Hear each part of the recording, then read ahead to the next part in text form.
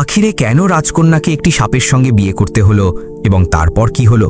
অনেক সময় আগে একটি গ্রামে এক বৃদ্ধা মহিলা ছিল, যার কোনো সন্তান ছিল না।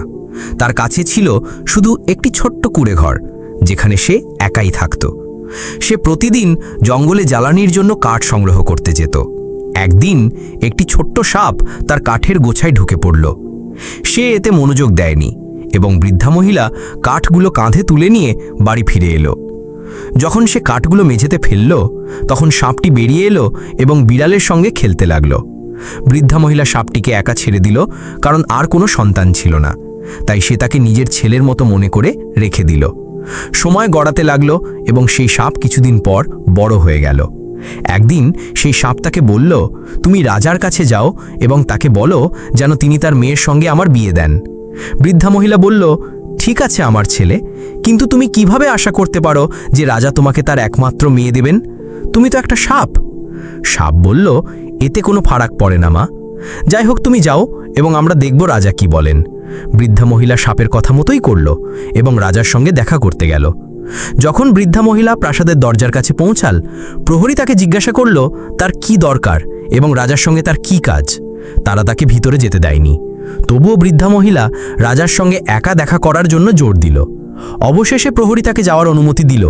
সে রাজার কাছে গিয়ে বলল, আমি এই কথা বলতে খুব লজ্জিত, কিন্তু আমি আপনার কাছে জিজ্ঞাসা করার প্রতিশ্রুতি দিয়েছিলাম, তাই জিজ্ঞাসা করছি। আমার ছেলে একটি সাপ এবং সে আপনার মেয়ের সঙ্গে বিয়ে করতে চায়। যখন রাজা এই কথা শুনলেন, তিনি রেগে গেলেন এবং বৃদ্ধা মহিলাকে সিঁড়ি থেকে ধাক্কা দিয়ে নিচে ফেলে দিলেন, যার ফলে তার পায়ে আঘাত লাগলো। সে হোঁচট খেতে খেতে বাড়ি ফিরল এবং সাপকে গালি দিতে লাগল, কারণ এখন সে পঙ্গু হয়ে গিয়েছিল। সাপ তাকে বলল, তোমার পায়ের চিন্তা করো না, আমি এটি ঠিক করে দেব, কিন্তু তুমি এখনই হাল ছেড়ে দেবে না। তারপর সাপ একটি আংটি বের করল, তার উপর ফুঁ দিল এবং বলল, বৃদ্ধা মহিলার পা ঠিক হয়ে যাক। তৎক্ষণাৎ তার পা ঠিক হয়ে গেল। পরের সকালে সাপ আবার বৃদ্ধা মহিলাকে রাজার কাছে পাঠিয়ে দিল এবং একই ঘটনা ঘটল। লাথি, ঘুষি এবং মারধরের পর সে শপথ করল যে সে আর কখনো প্রাসাদে পা রাখবে না। তৃতীয় দিনে সাপ তাকে বলল, শেষবারের মতো আবার রাজার কাছে যাও এবং বিয়ের প্রস্তাব দাও। বৃদ্ধা প্রথমে অনিচ্ছুক ছিল, কিন্তু সাপ প্রতিশ্রুতি দিয়েছিল যে এটি শেষবার, তাই সে আবার রাজার কাছে গেল। বৃদ্ধা মহিলা রাজার কাছে পৌঁছে বলল, মহারাজ, আমার ছেলের জন্য আপনার মেয়েকে বউ হিসেবে নিতে হবে, নইলে আমি খুব বড় বিপদে পড়ে যাব। রাজা হেসে বললেন, আমি আমার মেয়েকে কিছু শর্তের অধীনে তোমার ছেলের হাতে দেব। কাল সকালের মধ্যে তোমার কুঁড়ে ঘর আমার প্রাসাদের মতো বড় প্রাসাদে পরিণত হতে হবে। তোমার দরজা থেকে আমার দরজা পর্যন্ত রাস্তা রেশম দিয়ে তৈরি হতে হবে এবং 400 জন সেবক ঘোড়ায় চড়ে অপেক্ষা করতে হবে, যারা পৃথিবীতে বিদ্যমান প্রতিটি রঙের পোশাক পরে থাকবে। যদি তুমি কাল সকালের মধ্যে এসব করতে পারো, তবে আমি আমার মেয়ের বিয়ে তোমার ছেলের সঙ্গে দেব। বৃদ্ধা এসব শুনে চলে গেল। এবার তাকে লাথি খুশি না মারায় সে খুশি ছিল।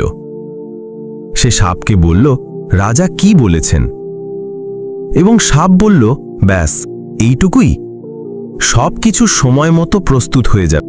যখন মধ্যরাত হলো, তখন সাপ একটি আংটি বের করল এবং তার উপর ফুঁ দিয়ে বলল, বৃদ্ধার কুঁড়েঘর রাজার প্রাসাদের চেয়েও বড় প্রাসাদে পরিণত হোক। আমাদের দরজা এবং রাজার দরজার মধ্যে রাস্তা রেশম দিয়ে তৈরি হোক এবং প্রতিটি রঙের পোশাক পরা 400 সেবক ঘোড়ায় চড়ে আমাদের আদেশের অপেক্ষায় থাকুক। এতটুকু বলতেই কুঁড়েঘর একটি ভব্য প্রাসাদে পরিণত হয়ে গেল। বৃদ্ধা এবং রাজার প্রাসাদের মধ্যে রেশমের রাস্তা তৈরি হয়ে গেল এবং 400 সেবক ঘোড়ায় চড়ে প্রতিটি রঙের পোশাক পরে প্রাসাদের চারপাশে পাহারা দিতে লাগল। যখন সাপ তার কাজ শেষ করল, তখন সে ঘুমাতে গেল। পরের সকালে যখন রাজা উঠলেন, তিনি জানালা দিয়ে বাইরে তাকালেন এবং একটি বিশাল চমৎকার প্রাসাদ দেখতে পেলেন। এটি দেখে রাজা বিস্ময়ে পড়ে গেলেন। এটি কার প্রাসাদ? তিনি তার স্ত্রীকে ডেকে জিজ্ঞাসা করলেন, এটি কি সত্যিই একটি প্রাসাদ, নাকি আমার চোখ আমাকে ধোঁকা দিচ্ছে? তার স্ত্রী উত্তর দিলেন, হ্যাঁ স্বামী, এটি একটি প্রাসাদ। কাল ওখানে একটি কুঁড়ে ঘর ছিল, যা এক বৃদ্ধা মহিলার ছিল। তখন রাজা সেই শর্তগুলির কথা মনে পড়ল যা তিনি বৃদ্ধা মহিলার সামনে রেখেছিলেন, এবং তারা দুজনেই তাদের বেচারি মেয়ের ভাগ্যের জন্য বিলাপ করতে লাগলেন। এখন তাকে সাপের সঙ্গে বিয়ে করতে হবে, কারণ তারা তাদের প্রতিশ্রুতি দিয়েছিলেন এবং তা ভাঙতে পারেন না। ইতিমধ্যে সাপ বিয়ের জন্য উৎসাহের সঙ্গে প্রস্তুত হয়ে ঘোড়ায় চড়ে তার সৈন্যদের সঙ্গে রওনা দিল। রাজা বুক্ষী মনে রাজকন্যা এবং সাপের বিয়ে দিয়ে দিলেন। বিয়ে সম্পন্ন হওয়ার পর যখন সাপ রাজকন্যার কক্ষে গেল, তখন রাজকন্যা সাপকে দেখে ভয়ে চিৎকার করে উঠল। রাজকন্যার ভয় পাওয়া দেখে সাপ তার চামড়া খুলে ফেলল এবং এত সুন্দর যুবক হয়ে গেল যে সে পুরোপুরি মুগ্ধ হয়ে গেল। তারপর সাপ বলল, আমার প্রিয় স্ত্রী, কখনো কাউকে বলো না যে আমি রাতে মানুষ এবং দিনে সাপ, কারণ তুমি যদি এটা করো তবে আমি অদৃশ্য হয়ে যাব এবং তুমি আমাকে আর কখনো পাবে না। মেয়েটি বলল, ঠিক আছে, আমি কাউকে বলবো না, কিন্তু অন্তত আমাকে এটুকু বলো, তোমার নাম কি? সে তাকে বলল, তার নাম লক্ষণ। পরের সকালে রাজা তার দূতকে সাপের প্রাসাদে পাঠালেন, এটা জানতে যে তার মেয়ে এখনো জীবিত আছে কিনা। যখন দূত দেখল যে মেয়েটি একদম ঠিক আছে এবং খুশিও আছে, তখন সে রাজাকে বলল, মহারাজ, চিন্তার কোনো কারণ নেই, রাজকন্যা একদম ঠিক আছে এবং খুব খুশি। এটা শুনে রাজার সন্দেহ হলো এবং তিনি যা শুনেছিলেন তা বিশ্বাস করলেন না। পরের সপ্তাহে রাজা তার মেয়ে এবং সাপকে দুপুরের খাবারে আমন্ত্রণ জানাতে একজন নিযুক্ত করলেন। যখন তার মেয়ে এবং জামাই এলেন, তখন মেয়েটির মা কেঁদে বললেন, ওহ আমার বেচারি মেয়ে, আমরা তোমাকে এত কষ্ট দিয়েছি, তুমি কতটা দুঃখী।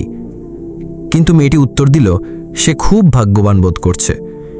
কিছুদিন পর শহরের অন্য অংশে একটি ভব্য বিয়ের অনুষ্ঠান হতে চলেছিল, যেখানে রাজা এবং তার মেয়েকে আমন্ত্রণ জানানো হয়েছিল।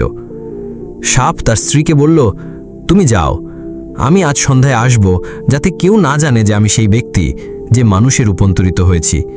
এবং মনে রাখো, তুমি যা জানো তা কাউকে বলো না, কারণ তুমি যদি এটা করো তবে তুমি আমাকে আর কখনো দেখতে পাবে না। মেয়েটি একা বিয়ের অনুষ্ঠানে চলে গেল এবং যখন রাত হলো, তখন সাপ তার চামড়া খুলে একটি সুন্দর যুবক হয়ে হাঁটতে লাগল। যখন তারা দুজন সেখানে পৌঁছালো, তখন সবাই বিস্ময়ে দাঁড়িয়ে গেল, কারণ তারা মনে করল যে একজন দেবদূত এই মধ্যে এসেছে। কিছুক্ষণ পর সে এত সুন্দরভাবে নাচতে লাগলো যে সবাই বিস্ময়ে দাঁড়িয়ে গেল এবং ভাবতে লাগলো যে সে এই পৃথিবীর কোনো প্রাণী নয়, সে নিশ্চয়ই স্বর্গ থেকে এসেছে। মেয়েটির মা তার পাশে বসে বলল, আমার প্রিয় মেয়ে, তুমি কত ভাগ্যবান হতে যদি তোমার স্বামী এমন কোনো মানুষ হতো। মেয়েটি আর সহ্য করতে পারল না এবং বলে উঠল, সে আমারই স্বামী লক্ষণ, মা, যাকে আমি খুব ভালোবাসি। যেই সে কথাটি বলল, লক্ষণ অদৃশ্য হয়ে গেল এবং কেউ বুঝতে পারল না যে সে এত তাড়াতাড়ি কোথায় গায়েব হয়ে গেল। মেয়েটি এদিক ওদিক তাকালো, তাকে কোথাও দেখতে পেল না। তখন ফুটফুট করে কাঁদতে লাগল। এখন দেখো, তুমি আমাকে কি করতে বাধ্য করেছো মা? সে আমাকে সতর্ক করেছিল যেন আমি কাউকে না বলি সে কে, নইলে সে আমাকে চিরকালের জন্য ছেড়ে চলে যাবে। আমাকে তার খোঁজে বেরিয়ে পড়তে হবে। সে আমাকে বলেছিল যে আমি যদি তাকে খুঁজতে চাই তবে আমার লোহার জুতো, লোহার লাঠি এবং একটি ভ্রমণের ব্যাগ প্রয়োজন হবে। তার বাবা মা তাকে যা প্রয়োজন তা দিল। সে তার স্বামীর খোঁজে রওনা দিল। সে কিছু না খেয়ে পান করে অনেক দিন ও রাত ঘুরে বেড়ালো, তবুও তার কিছু জানা গেল না। ক্লান্ত হয়ে হাঁটতে হাঁটতে সে এক রহস্যময় বৃদ্ধার সঙ্গে দেখা করল। তিনি বললেন, সূর্যদেবের কাছে যাও, তারা নিশ্চয়ই জানবেন তোমার স্বামী কোথায়। মেয়েটি হাঁটতে হাঁটতে সূর্যদেবের কাছে পৌঁছালো এবং তাদের পুরো ঘটনা বলে বলল, হে সূর্যদেব, আমি আমার স্বামী লক্ষণকে খুঁজছি। আপনি কি আপনার ভ্রমণের সময় তাকে কোথাও দেখেছেন? সূর্যদেব উত্তর দিলেন, না পুত্রী, আমি তাকে কোথাও দেখিনি, কিন্তু চাঁদের কাছে গিয়ে জিজ্ঞাসা করো, তারা কি তোমার স্বামীকে রাতে দেখেছেন? বেচারি রাজকন্যা তার পথে চলতে লাগল। অনেক দিন ও রাত ঘুরে ঘুরে অবশেষে চন্দ্রদেবের কাছে পৌঁছালো এবং কাঁদতে কাঁদতে চন্দ্রদেবকে পুরো ঘটনা শোনাল। চন্দ্রদেবও তাকে কিছু বলতে পারলেন না এবং তাকে পবনদেবের কাছে পাঠিয়ে দিলেন। রাজকন্যা ক্লান্ত হয়ে পবনদেবের খোঁজে রওনা দিল। হাঁটতে হাঁটতে তার শেষ শক্তি দিয়ে কোনো রকমে পবনদেবের কাছে পৌঁছালো এবং কাঁদতে কাঁদতে তার সব কথা শোনাল। আমি লক্ষণের খোঁজে আছি, যিনি আমার স্বামী। তিনি গায়েব হয়ে গেছেন, অনেক সময় হয়ে গেছে এবং আমি তাকে খুঁজে পাইনি। পবনদেব জানতেন যে তার স্বামী কোথায়।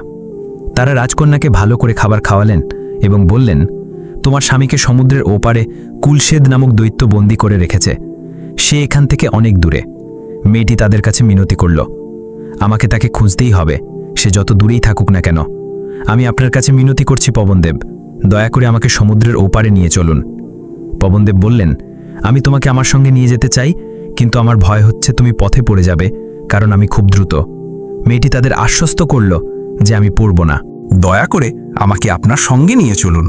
পবনদেবের রাজকন্যার ওপর দয়া হলো এবং তিনি তাকে নিজের পিঠে তুলে নিলেন এবং বললেন, আমার চুল ধরো এবং নিচের দিকে তাকিও না, নইলে তোমার মাথা ঘুরে যাবে। পবনদেব একটি তীব্র ঝোঁকা দিলেন এবং মেয়েটিকে সমুদ্রের ওপারে নিয়ে গিয়ে একটি ঝর্ণার কাছে ছেড়ে দিলেন। এই বেচারি রাজকন্যা তখনও বিশ্রামের জন্য বসেছিল, তখন হঠাৎ পাহাড় থেকে একটি ভয়ানক গর্জন শোনা গেল। ঝর্ণার কাছে কুলসেদ আবির্ভূত হলো এবং রাজকন্যাকে দেখেই খুশিতে লাফাতে লাগলো। সে রাজকন্যাকে ধরে নিয়ে তার ঘরে নিয়ে এলো, যেখানে লক্ষণকে বন্দি করে রাখা হয়েছিল। যখন দৈত্য রাজকন্যাকে ধরে তার ঘরে নিয়ে এলো, তখন লক্ষণ তার স্ত্রীকে তৎক্ষণাৎ চিনে ফেলিল, কিন্তু কিছু বলার সাহস হলো না, কারণ সে কুলসেদকে ভয় পেয়েছিল। এটা নিশ্চিত করতে যে কুলসেদ জানতে না পারে, সে তার আংটি একটি জগে ফেলে দিল, যাতে রাজকন্যা জানতে পারে যে সে এখানে আছে। এবং এটা কাজে লাগলো। যখন সে জগ ধুচ্ছিল, তখন আংটি তার হাতে এলো এবং সে তৎক্ষণাৎ চিনে ফেলল যে এটা তার স্বামীর আংটি। যখন তারা একে অপরের সঙ্গে দেখা করল, তখন তারা দুজনই একে অপরকে না চেনার অভিনয় করল, কারণ দৈত্য তাদের দুজনকেই খেয়ে ফেলত। দুজনের কথাবার্তা শুনতে শুনতে দৈত্য চুপিসারে শুনে ফেলল যে এরা স্বামী স্ত্রী। দৈত্য এটা ভেবে তাদের দুজনকে প্রচুর খাওয়ালো, যাতে পরে সে তাদের একে একে খেতে পারে। একদিন দৈত্য রাজকন্যাকে বলল, যখন আমি রাতের খাবারের জন্য ফিরে আসব, তখন আমার একজন মানুষের মাংস রান্না করা চাই, এবং যদি তা না হয় তবে আমি তোমাকে খেয়ে ফেলব। বেচারি রাজকন্যা ভাবছিল কি করবে। তখন তার স্বামী জেগে উঠল এবং জিজ্ঞাসা করল সে কি ভাবছে। সে তাকে দৈত্যের আদেশের কথা বলল এবং বলল যে সে ভাবছে কিভাবে তা পালন করবে। লক্ষণ বলল, আমাকে সবকিছু সামলাতে দাও। সে জঙ্গল থেকে একটি মৃত হরিণ এনে ছোট ছোট টুকরো করে রান্না করল। যখন সন্ধ্যায় দৈত্য বাড়ি ফিরল এবং রাজকন্যাকে জিজ্ঞাসা করল যে সে তার কাজ শেষ করেছে কিনা, তখন সে উত্তর দিল, হ্যাঁ, আমি আমার কাজ শেষ করেছি। দৈত্য ভাবল, এই মেয়ে কিভাবে একজন মানুষের মাংস রান্না করল। তার সন্দেহ হলো যে এটা তার স্বামী লক্ষণ করেছে। পরের দিন দৈত্য আবার রাজকন্যাকে বলল, যখন আমি সন্ধে বাড়ি ফিরব, তখন আমার তোমার চোখের জলে ভরা 2টি পাত্র চাই, এবং যদি তা না হয় তবে আমি তোমাকে খেয়ে ফেলব। যখন দৈত্য চলে গেল, তখন রাজকন্যা 2টি পাত্র ভরার জন্য কাঁদতে লাগল। কাঁদতে কাঁদতে ক্লান্ত হয়ে গেল, কিন্তু পাত্র তার চোখের জলে ভরল না। যখন তার স্বামী উঠল, তখন সে তার স্ত্রীকে কাঁদতে দেখে জিজ্ঞাসা করল, কি ব্যাপার? সে বলল যে দৈত্য চোখের জলে ভরা 2টি পাত্র চেয়েছে, এবং যদি না পায় তবে তাকে খেয়ে ফেলবে। লক্ষণ তাকে বলল, তুমি কতটা মূর্খ! তুমি কি মনে করো তুমি এই পাত্রগুলো চোখের জলে ভরতে পারবে? যাও, তুমি বিশ্রাম করো এবং আমাকে এই কাজ করতে দাও। লক্ষণ 2টি পাত্রে জল ভরে তাতে নুন মিশিয়ে রাখল। যখন সন্ধে দৈত্য ফিরে এলো এবং জিজ্ঞাসা করল যে সে তার কাজ শেষ করেছে কিনা, তখন রাজকন্যা বলল, হ্যাঁ, আমি 2টি পাত্র আমার চোখের জলে ভরে দিয়েছি। দৈত্য গিয়ে দেখল 2টি পাত্র সত্যিই চোখের জলে ভরা। সে সেই তরল তার জিভে রাখল, তখন তা একদম চোখের জলের মতো নোনতা মনে হলো। দৈত্যের আবার তার উপর সন্দেহ হলো যে এই কাজ তার স্বামী লক্ষণের। এটা ভেবে দৈত্য লক্ষণের ওপর ঘৃণা করতে লাগল এবং পরিকল্পনা করল যে সে তাকে কিভাবে খাবে। কিন্তু লক্ষণ বিপদ অনুভব করল, তাই সে পুরানো কাপড় পরে দৈত্যের জঙ্গলে কাঠ কাটতে চলে গেল। দৈত্য জঙ্গলে চারদিকে লক্ষণকে খুঁজতে লাগল, কিন্তু সে পাওয়া গেল না। একদিন যখন দৈত্য জঙ্গলের মধ্যে দিয়ে যাচ্ছিল, তখন জঙ্গল থেকে কাঠ কাটার শব্দ তার কানে পড়ল। দৌড়ে সেই লোকটির কাছে এলো এবং রেগে গিয়ে বলল, আমার জঙ্গলে কাঠ কাটছ কেন? সেই লোকটি বলল, হে দৈত্য মহারাজ, আমি একজন গরিব মানুষ এবং একজন যুবকের জন্য তাঁবু তৈরি করছি, যে এইমাত্র মারা গেছে। দৈত্য জিজ্ঞাসা করল, সেই যুবক কে ছিল? লোকটি বলল, একজন খুব সুন্দর ছেলে ছিল, একদম কোনো রাজপুত্রের মতো, এবং তার নাম ছিল লক্ষণ। যখন দৈত্য শুনল যে লক্ষণ মারা গেছে, তখন সে খুব খুশিতে লাফাতে লাগলো এবং তার কোনো সন্দেহ হলো না যে যে লোকটি কাঠ কাটছিল সে লক্ষণই। লোকটি জিজ্ঞাসা করল, তুমি কি সেই ছেলেকে চিনতে? দৈত্য তাকে সব কথা বলল, কিভাবে তাকে বন্দি করে রেখেছিল। দৈত্যের সঙ্গে কথা বলতে বলতে সে তাঁবুতে উঠে গেল। যেই দৈত্য তাঁবুতে উঠল, লক্ষণ তৎক্ষণাৎ তাঁবু বন্ধ করে তাতে আগুন লাগিয়ে দিল। যখন সে নিশ্চিত হলো যে দৈত্য পুড়ে ছাই হয়ে গেছে, তখন সে বাড়ি ফিরে এলো এবং তার স্ত্রীকে সব কথা বলল, এবং তারপর তারা তাদের সব জিনিসপত্র নিয়ে খুশি খুশি তাদের প্রাসাদে ফিরে এলো। দুজনে প্রাসাদে খুশি মনে থাকতে লাগলো, এবং লক্ষণ, যে কখনো অভিশাপের কারণে সাপ ছিল, এখন সে মানুষের রূপে ফিরে এলো। বন্ধুরা, এই গল্পটি তোমাদের কেমন লাগলো কমেন্ট বক্সে অবশ্যই জানাও, এবং তোমাদের মূল্যবান সময় দিয়ে পুরো ভিডিওটি দেখার জন্য তোমাদের অনেক অনেক ধন্যবাদ।